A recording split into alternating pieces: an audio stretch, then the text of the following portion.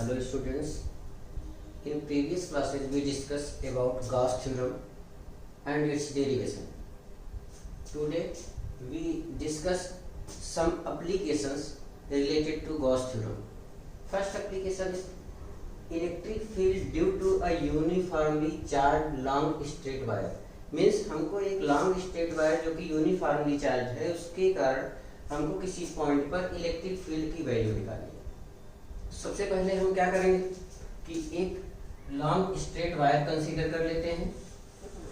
Uniformly charge होना चाहिए, charge हम अपनी तरफ से कंसीडर कर लेंगे। मान लेते हैं कि एक यूनिफॉर्मली चार्ज एक स्ट्रेट वायर है जो कि पॉजिटिवली चार्ज है uniformly, means per unit length पर चार्ज की जो वैल्यू होगी वो कांस्टेंट रहेगी। तो हमने एक स्ट्रेट वायर मान लिया जो कि यूनिफॉर्मली चार्ज है, positively charge.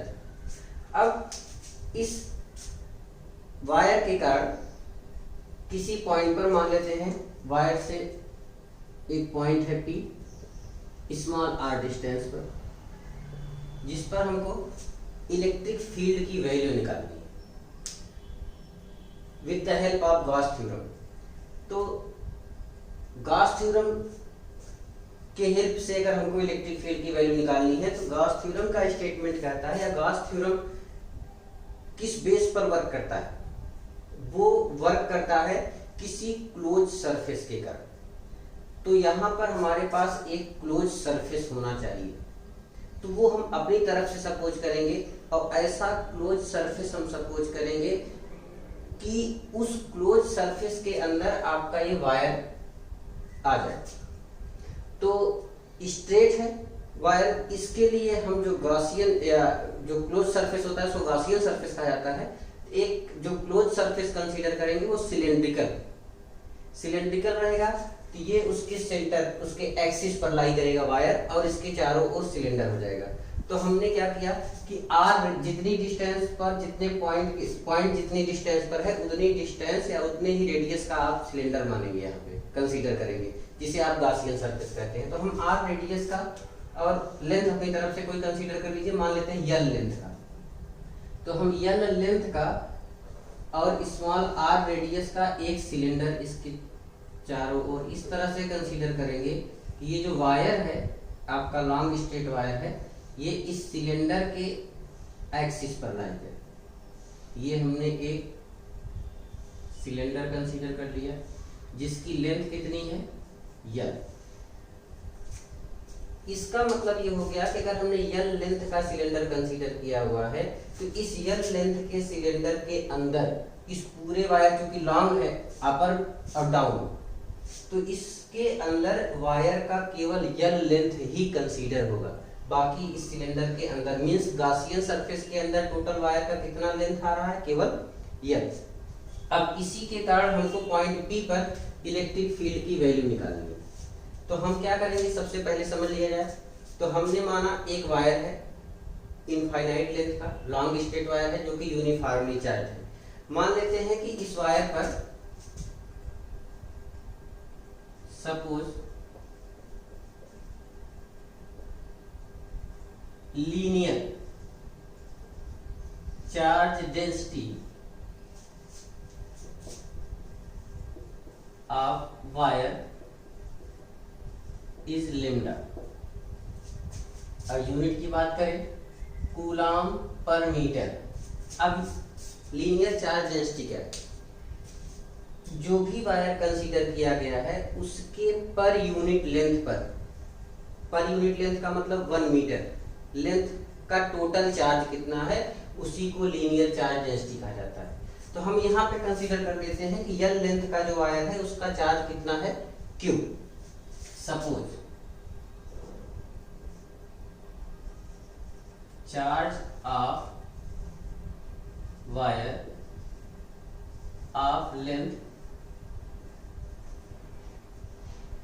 Small L is Q। Therefore अगर यल लेंथ का चार्ज Q है तो लीनियर चार्ज डेंसिटी कहता है lambda is equal to total charge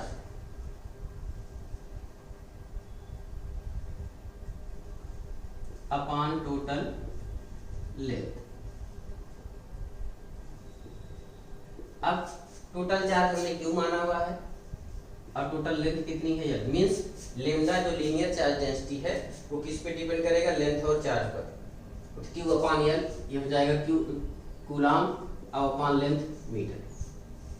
ये हो गया लीनियर चार्ज डेंसिटी। अब इसी के बेस पर हम आप इलेक्ट्रिक फील्ड की वैल्यू निकालें।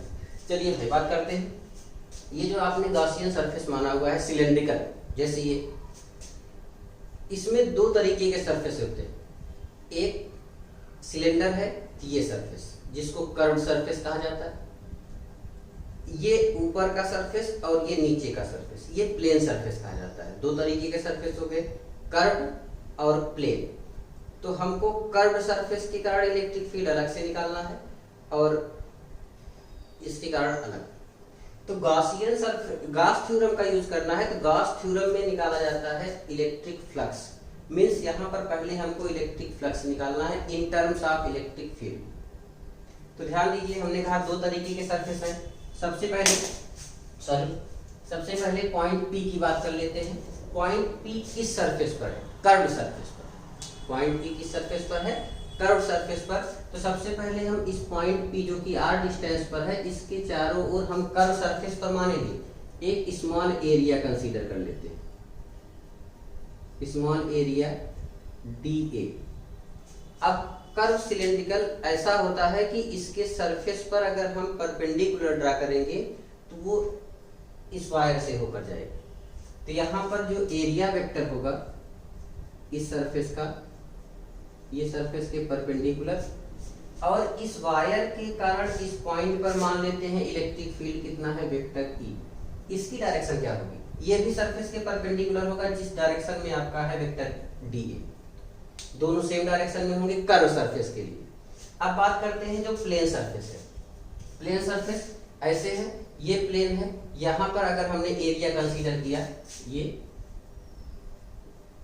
मान लिया हमने कोई इसी की इक्वल एरिया कंसीडर कर लिया डी ए। इसका एरिया वेक्टर ध्यान दीजिए, ये सिलेंडर है तो इस पर सरफेस प्लेन पर एरिया वेक्टर अपवर्ड डायरेक्शन में हो जाएगा। एरिया वेक्टर की डायरेक्शन ये हो गई वेक्टर डी ए। लेकिन यहाँ पर इलेक्ट्रिक फील्ड क्या होगा, पॉजिटिव चार्ज इधर है तो away from the positive charge, positive charge से दूर इस डायरेक्शन में हो जाएगा इलेक्ट्रिक फील्ड। सेम वही चीज इस प्लेन सरफेस के लिए भी होगा अगर हमने एक एरिया कंसीडर कर लिया। इसके लिए एरिया वेक्टर डाउनवर्ड डायरेक्शन में हो जाएगा परपेंडिकुलर। ये हमने कहा ये प्लेन हो गया, इसका परपेंडिकुलर डायरेक्शन डाउनवर्ड हो जाएगा और पॉजिटिव चार्ज इधर है तो इलेक्ट्रिक फील्ड इस तरफ हो जाएगा। तो जब हम फ्लक्स निकालेंगे, इलेक्ट्रिक फ्लक्स निकालेंगे, तो कर्व सरफेस के लिए इलेक्ट्रिक फ्लक्स अलग निकालेंगे, प्लेन सरफेस के लिए अलग निकालेंगे, सबको ऐड कर देंगे, टोटल इलेक्ट्रिक फ्लक्स आ जाएगा। फिर उस पर हम गॉस थ्योरम अप्लाई कर लेंगे। तो सबसे पहले हम डिस्कस करते हैं फॉर कर्व सरफेस।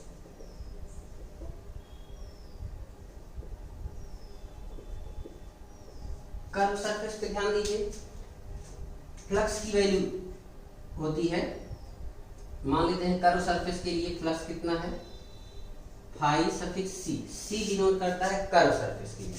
ये इज इक्वल टू हो जाएगा इंटीग्रेशन, होता क्या है, vector E dot vector D A, यहां पर वेक्टर ई और dot vector D A is equal to दोनों के बीच का एंगल। कर्व सरफेस के लिए हमने कहा इलेक्ट्रिक फील्ड और एरिया वेक्टर सेम डायरेक्शन में होंगे तो थीटा 0 हो जाएगा, तो हो जाएगा ई डी ए cos 0 डिग्री। तो इसको हम लिख सकते हैं phi suffix C is equal to, sorry integration यहां लगेगा, इंटीग्रेशन ई डी ए। अब कर्व सरफेस का प्रत्येक पॉइंट इस वायर से सेम डिस्टेंस पे है, चाहे इधर देख लीजिए कहीं भी आप कंसीडर कर लेंगे, सब जगह डिस्टेंस वही रहेगी। और डिस्टेंस वही रहेगी, चार्ज वही है तो इलेक्ट्रिक फील्ड की वैल्यू भी वही रहेगी, मींस इलेक्ट्रिक फील्ड कांस्टेंट है, बाहर आ जाएगा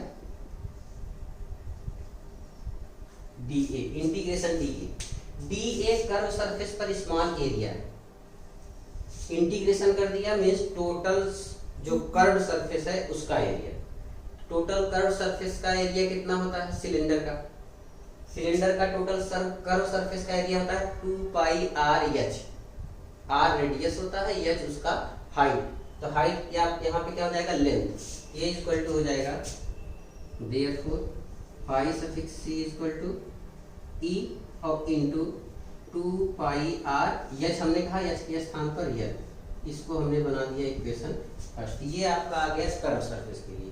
अब बात करते हैं किसके लिए, प्लेन सरफेस के लिए। प्लेन सरफेस की बात करें, फॉर प्लेन सरफेस,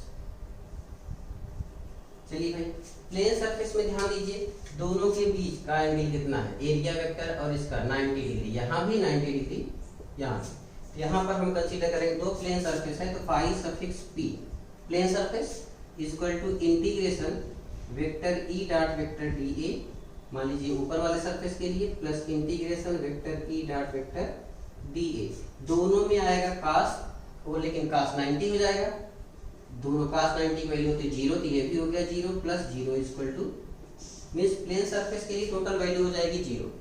तो अब हम क्या करेंगे, कर्व सरफेस के लिए वैल्यू यहाँ पे आ गई e into 2 pi R L first equation, और यहाँ पर हो गया सेकेंड इक्वेशन, ये आ गया प्लेन सरफेस के लिए। टोटल क्या हो जाएगा, therefore total electric flux phi suffix E is equal to phi suffix C plus phi suffix P, P 0 हो जाएगा, इक्वल टू बचेगा आपका E into 2 pi R L, ये हो गया फाई सफिक्स ई। अब ध्यान दीजिए ये आ गया टोटल फ्लक्स इस पूरे वायर के कारण जो सिलेंड्रिकल गॉसियन सरफेस माना हुआ है उससे पास होने वाला टोटल इलेक्ट्रिक फ्लक्स आ गया। हमको निकालना है electric field due according to Gauss theorem. चलिए तो गॉस थ्योरम में कहा गया है कि किसी क्लोज सरफेस से पास होने वाला total electric flux enclosed charge का 1/ε0 टाइम्स होता है। तो यल लेंथ का हमने सिलेंडर माना है, इसके अंदर इनक्लोज्ड चार्ज हमने कितना माना है, क्यू। तो गॉस थ्योरम के अकॉर्डिंग फ्लक्स कितना हो जाएगा, according to Gauss theorem phi suffix E equal to हो जाएगा Q/ε0, टोटल चार्ज क्योंकि इसके अंदर का कितना हमने कंसीडर किया हुआ है Q, और 1/ε0 टाइम्स होता है।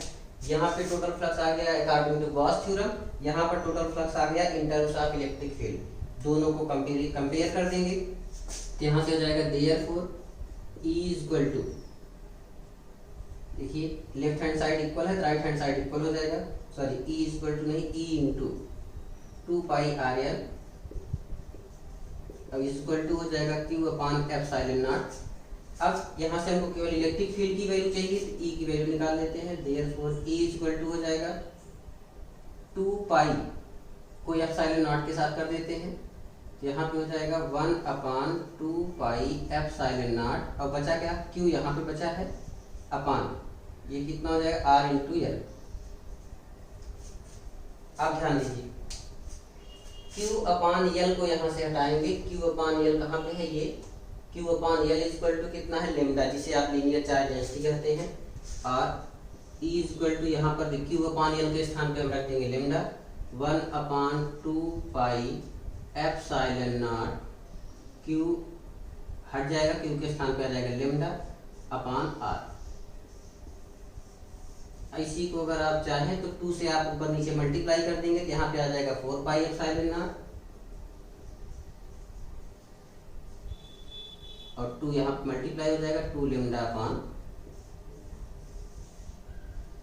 ये हो गया आपका एप्लीकेशन। किसी लॉन्ग स्ट्रेट वायर के कारण किसी पॉइंट पर हमको इलेक्ट्रिक फील्ड की वैल्यू निकालनी है, ये पूरा आपका डेरिवेशन हो गया अकॉर्डिंग टू गॉस थ्योरम। बहुत इंपॉर्टेंट है ये क्वेश्चन, एप्लीकेशन इसको अच्छे से आप तैयार करिए, और जो भी दिक्कत हो उसको टेस्ट कर दीजिए। Thank you.